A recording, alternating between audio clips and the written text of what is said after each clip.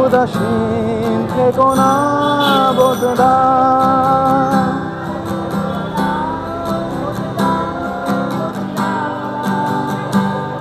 উদাসীন থেকো না বোধদা। আমার কাছে মনে হচ্ছে আমরা তো সবাই যে যার মতো প্রচারণা করছি, সবাই যার যার মতো খুব সুন্দরভাবে প্রচারণা করছে। তো আমার কাছে যেটা মনে হয়েছে, আমি যদি একটু ইউনিক করে প্রচারণা করতে পারি তাহলে দেখা যাবে সবাই আমাকে মনে রাখবে। আর আমার সবচেয়ে যে ভালো বিষয় সেটা হচ্ছে আমার ব্যালট নাম্বার সর্বশেষ একদম 217। আমরা কেন্দ্রীয় সদস্য পদে 217 জন দাঁড়িয়েছি, তার মধ্যে খ দিয়ে যেহেতু আমার নাম শুরু, যেহেতু অ্যালফাবেটিক্যালি একটা সাজানো হয়েছে, তো সেক্ষেত্রে আমার নাম সর্বশেষ।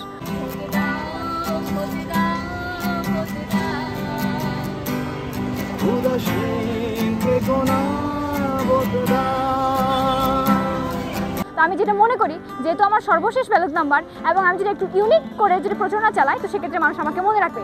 স্বভাবতই যেহেতু আমরা 217 জন দাঁড়িয়েছি, তার মধ্যে 13 জন নির্বাচিত হবে, সবার নাম মনে রাখা খুবই কঠিন হবে। তো আমার নাম আসলে মনে রাখাও লাগবে না, আমার ব্যালট নাম্বারও মনে রাখা লাগবে না। সর্বশেষ যাবে, প্রথম দিকে গিয়ে আমার নামটা দেখবে, তারপর একটা ভোট দিয়ে আসবে, তারপর আমি জিতে যাবো।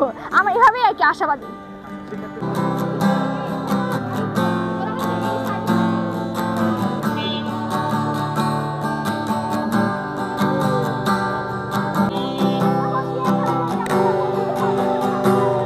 সবার মতোই হচ্ছে সবার একটা ভালো লাগা কাজ করতেছে। আমরা খুবই মানে গানে গানে যে বোধ চাইতেছি, আশা করি সবার ভালো লাগতেছে।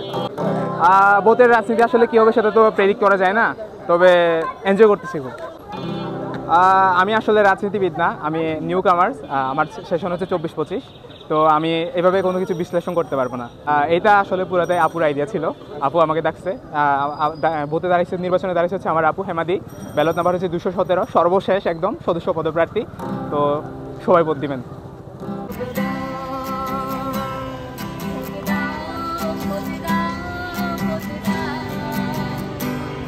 উদাসীন থেকো না বোধদা।